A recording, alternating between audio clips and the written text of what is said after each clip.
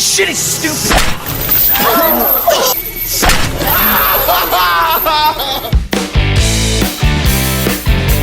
Halo para reviewers, dimanapun kalian berada, bagaimana kabarnya?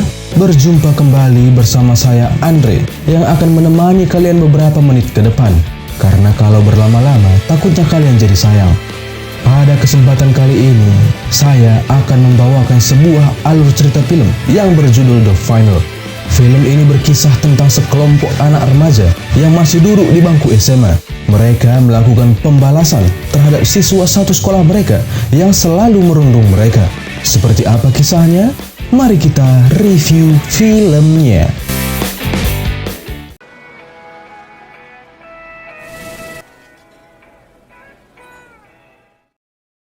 Di awal film, kita akan diperlihatkan layar hitam putih, yang mana kita akan melihat sosok seorang gadis muda memasuki sebuah restoran cepat saji untuk membeli sebiji burger.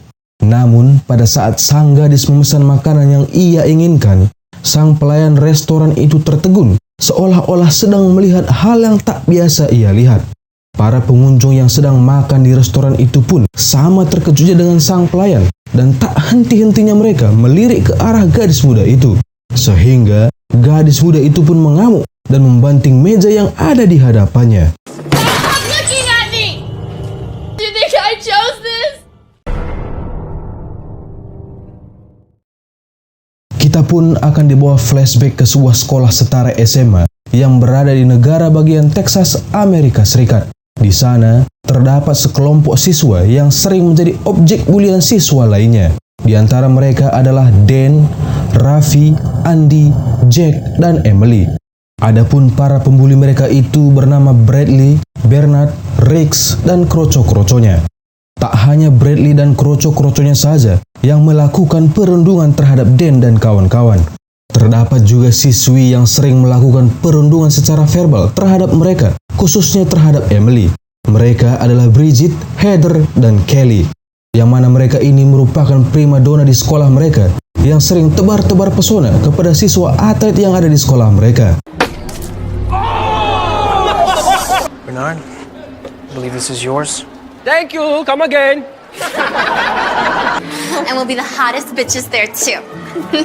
Oh my god, you're not gonna cry, are you? Why are you always so mean to me? Di tengah perundungan yang terus mereka dapatkan dan ketidakpedulian siswa lainnya terhadap mereka, ada satu siswa bernama Curtis yang cukup baik dan tidak terlibat dengan geng manapun untuk membuli Dan dan kawan-kawan.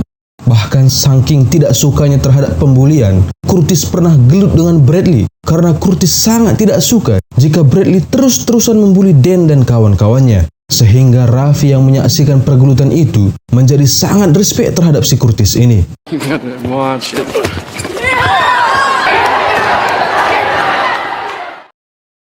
Walaupun Curtis telah mengingatkan, Bradley yang memang benar-benar badung ini selalu saja melakukan perundungan terhadap Dan dan kawan-kawan. Sehingga pada puncaknya, Dan dan kawan-kawan merencanakan sebuah pembalasan terhadap Bradley dan kroco-kroconya. Adapun rencana itu adalah mereka akan membuat undangan anonim sebuah pesta kostum, dan Bradley beserta kroco-kroconya yang akan menjadi tamu utama pesta itu. Dan pun menyarankan teman-temannya supaya tidak serta mengundang Curtis, karena Curtislah satu-satunya siswa yang peduli terhadap mereka. Make sure he doesn't make the party. Yeah, he's not one of them. Dan untuk melancarkan aksinya nanti, Dan pun meminta bantuan kepada sekelompok geng bernama Triplets yang juga tampaknya sudah sangat gerah menyaksikan perundungan yang terus dilakukan oleh Bradley dan kawan-kawannya. Setelah undangan pesta telah mereka sebar kepada tamu-tamu utama mereka, Dan dan kawan-kawan pun mulai mempersiapkan lokasi pesta itu akan diadakan. Sweet mother of Jesus. We'll be internet legends. Oh yeah. It's gonna be a night they will never forget. Ketika persiapan mereka telah 100% sempurna, Dan dan kawan-kawan pun berkumpul bersama dan bercerita tentang keresahan mereka masing-masing, di mana kehidupan mereka di luar sekolah pun tak begitu indah seperti para anak-anak remaja pada umumnya, di mana mereka semua memiliki orang tua yang tidak suportif dan cenderung acuh tak acuh terhadap mereka. Sehingga tidak heran jika mereka memiliki pemikiran mengerikan seperti ini untuk membalas dendam. We'll all be at peace tomorrow. Dan malam pertunjukan pun akhirnya tiba. Terlihat Dan dan kawan-kawan kembali menguatkan tekad mereka untuk melakukan pembalasan mereka malam ini terhadap Bradley dan kawan-kawannya.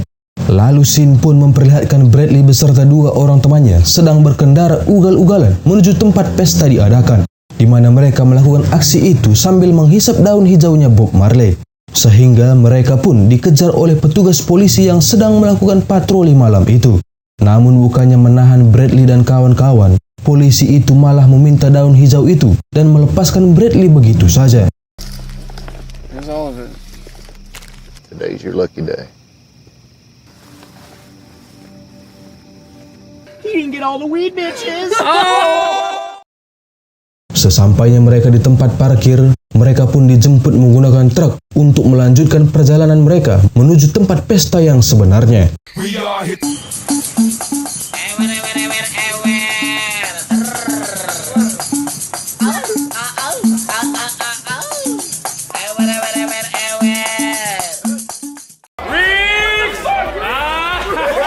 Party with my boy! Tetapi tampaknya rencana Dan dan kawan-kawan mengalami sedikit masalah karena ternyata Curtis ada di sana, padahal dirinya tidak diundang oleh Dan dan kawan-kawan. Karena sudah terlanjur berada di sana, maka Dan pun memerintahkan teman-temannya untuk tetap pada rencana awal mereka dan jangan sampai membiarkan Curtis pergi dari tempat itu. I didn't see him get into the truck. Can't let him leave. It's time.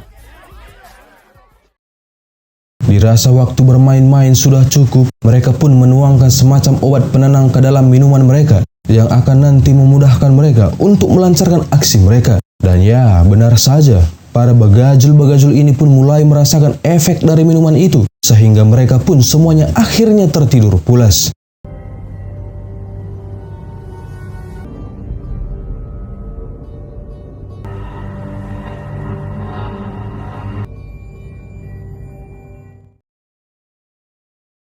Dan dan kawan-kawan lantas mulai pertunjukan yang diawali dengan melukai salah satu kroconya Bradley yang menganggap bahwa ini semua adalah lelucon. Sehingga dengan begitu, para begajul-begajul ini pun mulai ketar-ketir karena telah menyadari bahwa ini bukanlah lelucon yang dapat mereka tertawakan. Have your attention now. Its name is Arnett. So relax.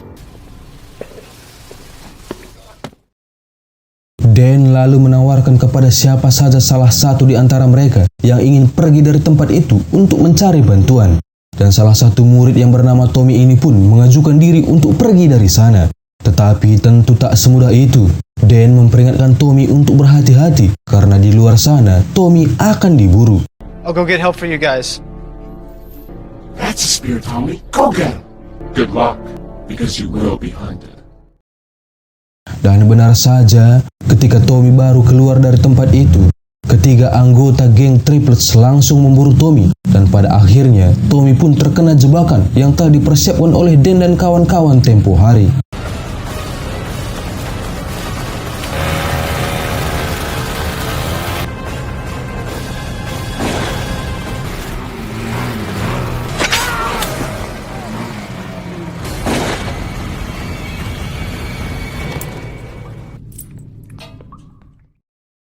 Setelah Tommy tak berdaya, kini giliran Bernard lah yang akan diberi pelajaran. Sebagai orang yang sering mendapatkan kekerasan dari Bernard, maka Raffi lah yang akan melakukan aksi itu.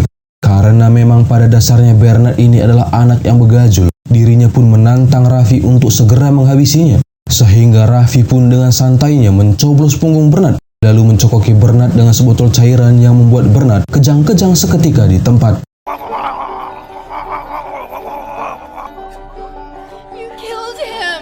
He's alive. He can't move, but he can feel. Tak sampai di situ saja, penderitaan Bernard pun berlangsung di fase kedua, di mana saat Bernard masih kejang-kejang akibat cairan itu, kini giliran Emily yang menusuk-menusuk tubuh Bernard dengan jarum akupuntur yang membuat teman-teman Bernard merasakan kengerian yang tak pernah mereka bayangkan sebelumnya.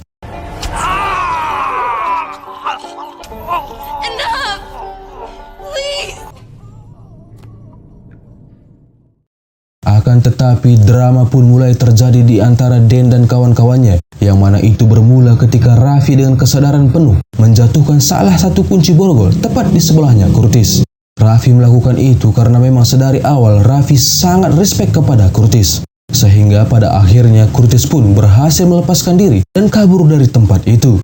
Dan yang benar-benar sudah sangat kehilangan akal sehatnya tak segan-segan menghabisi Raffi yang notabene adalah temannya sendiri. You betrayed us! What did you do? Consequences. Di luar sana, Curtis yang kabur pun diburu oleh para anggota geng Triplets. Hingga pada akhirnya, Curtis bertemu dengan polisi yang sedang asik menghisap daun hijau yang ia sita dari Bradley tadi. Belum sempat menjelaskan apa yang sedang terjadi, polisi itu pun tertembak oleh anggota geng Triplets hingga akhirnya ia modar di tempat. Curtis pun ternyata berhasil menghilang dari pantauan geng Triplets dan tiba di sebuah rumah seorang mantan tentara yang bernama Parker. Melihat Curtis mendatangi rumahnya di tengah malam sambil menenteng senjata, Bapak Parker pun dengan sigap langsung melumpuhkan Curtis. Drop your gun. Look, they're killing everybody. Shut up.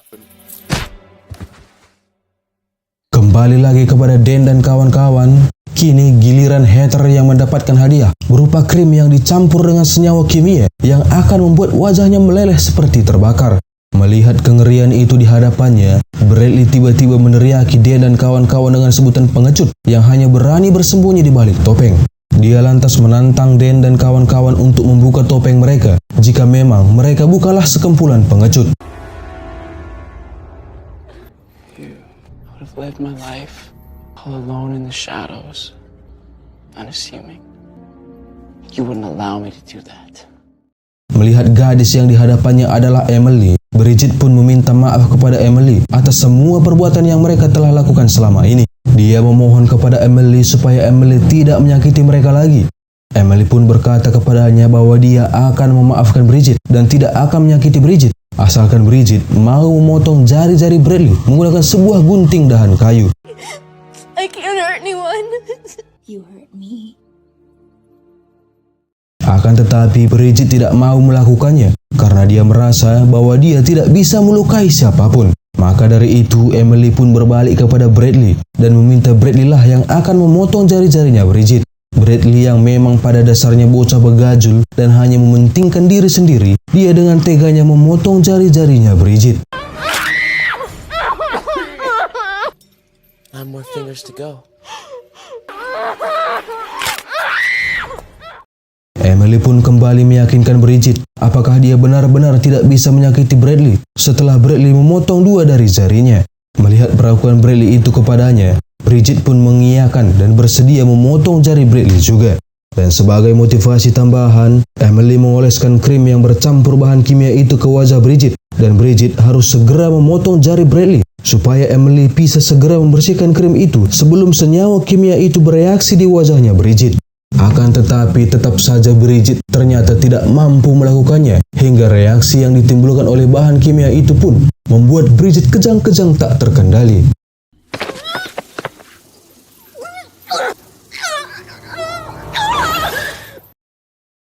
Sementara itu di tempat lain, Curtis yang masih ditahan oleh Bapak Parker terus-menerus menjelaskan apa yang sebenarnya terjadi. Came here in the middle of the night with a gun in your hand to ask for help. Happens all the time. Walaupun tidak percaya terhadap ucapannya Curtis, Bapak Parker pun memutuskan untuk pergi menuju tempat pesta itu diadakan untuk membuktikan sendiri perkataannya Curtis itu. Namun sayang sekali belum jauh ia melangkah, ia sudah terkena salah satu jebakan yang dibuat oleh Dan tempo hari.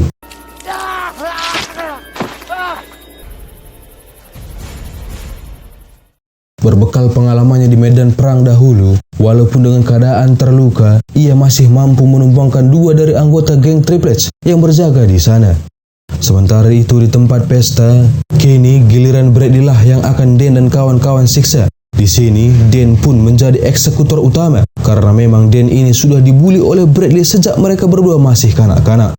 Dan dengan penuh dendam dan kebencian, Dan pun merobek dan merusak saraf tulang ekor Bradley yang akan membuat Bradley mengalami kerusakan di seluruh organ vital di tubuhnya serta membuat kelumpuhan yang permanen.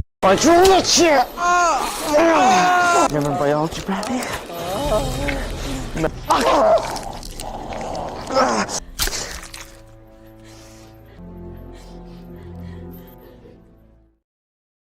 Beralih lagi ke rumahnya Bapak Parker.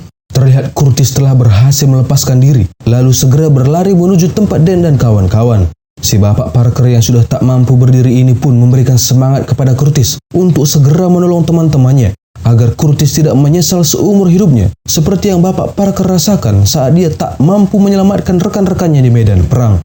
Di tempat penyiksaan, tampak Dan dan kawan-kawan akan segera memotong lidah Riggs, karena memang dia terkenal dengan omong besarnya. Akan tetapi sebelum itu semua terjadi, Curtis telah tiba di sana dan mengancam Dan agar berhenti melakukan kekejian itu. Dan tiba-tiba... Eddie, do it!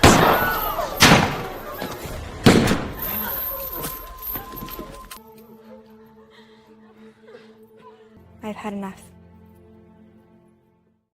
Saat akan menghabisi Curtis sepenuhnya, Emily pun tiba-tiba menghabisi Dan dari belakang karena dia merasa Dan sudah melewati batas telah melukai Curtis yang notabene adalah orang baik. Emily pun lalu menyerahkan senjatanya kepada Jack dan memeluk Jack, dan dia pun akhirnya dieksekusi oleh Jack. Police! Freeze! Drop the weapon! Ketika polisi telah tiba di tempat itu, Jack pun mengambil nyawanya sendiri karena memang sedari awal mereka semua tidak memiliki rencana untuk melanjutkan hidup setelah aksi pembalasan mereka selesai. You're too late. Setelah semua berakhir, kehidupan para siswa-siswi ini pun berubah 180 derajat. Kelly pun mengalami depresi berat hingga ingin mencabut nyawanya sendiri. Dan kini Bridget menjadi sangat insecure dengan luka yang di wajahnya. Dan tentu saja orang-orang yang telah disiksa oleh Dan dan kawan-kawan mengalami kecacatan seumur hidup mereka. Hanya Curtis dan salah satu dari anggota geng Triplets yang tersisalah yang dapat melanjutkan hidup mereka secara normal kembali. Mamat? Sekian dulu video dari saya. Kita bertemu lagi di video-video selanjutnya. Terima kasih.